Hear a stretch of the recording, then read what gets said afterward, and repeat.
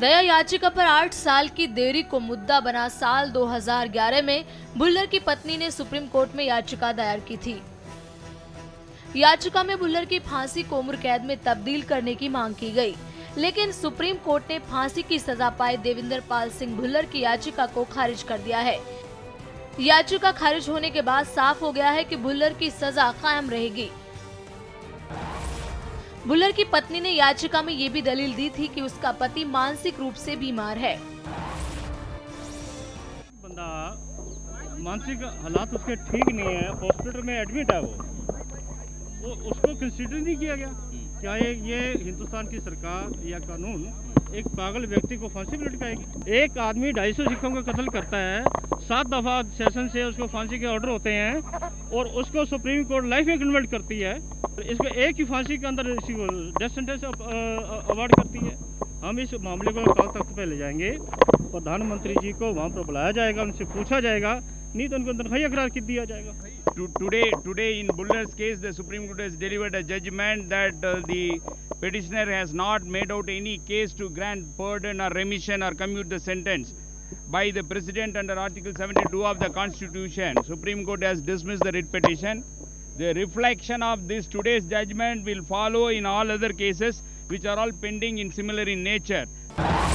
1993 में भुल्लर के निशाने पर रहे एंटी टेररिस्ट फ्रंट के अध्यक्ष MS बिट्टा सुप्रीम कोर्ट के फैसले के बाद बेहद खुश हैं। हालांकि बिट्टा ने कांग्रेस के कई नेताओं पर भुल्लर को बचाने का आरोप भी लगाया। दिल्ली की मुख्यमंत्री शीला दीक्षित, कांग्रेस नेता अंबिका सोनी और कपिल सिब्बल पर बिट्टा ने जमकर भड़ास निकाली। मुझे अंबिका सोनी ने खुद बुला के कहा कि भुल्लर के मामले में चुप हो जाइए। मुझे अंबिका सोनी ने खुद बुला के कहा हाई कमान का आदेश है, अफजल के मामले में चुप हो जाइए। और कपिल सिब्बल कोर्ट में क्यों पेश हुआ, ये बहुत बड़ा सवाल है। कपिल सिब्बल भी कोर्ट में केस पेश होता है मेरे केस में। सुरक्षा भी मेरी कांग्रेस पार्टी की लीडर से विड्रॉ करती है। फिर NSG मेरी भुल्लर की फांसी से पहले 2 साल पहले विड्रॉ होती है। क्या ये जितनी भी NSG है, नेशनल सिक्योरिटी गार्ड है, ये लालू प्रसाद यादव को मिलेगी? क्या उनके ऊपर हमला हुआ है नक्सलाइटों के लीडर? मेरी NSG फिर क्यों हटाई? बिट्टा ने कांग्रेसी नेताओं पर भरोसा तोड़ने का आरोप लगाया।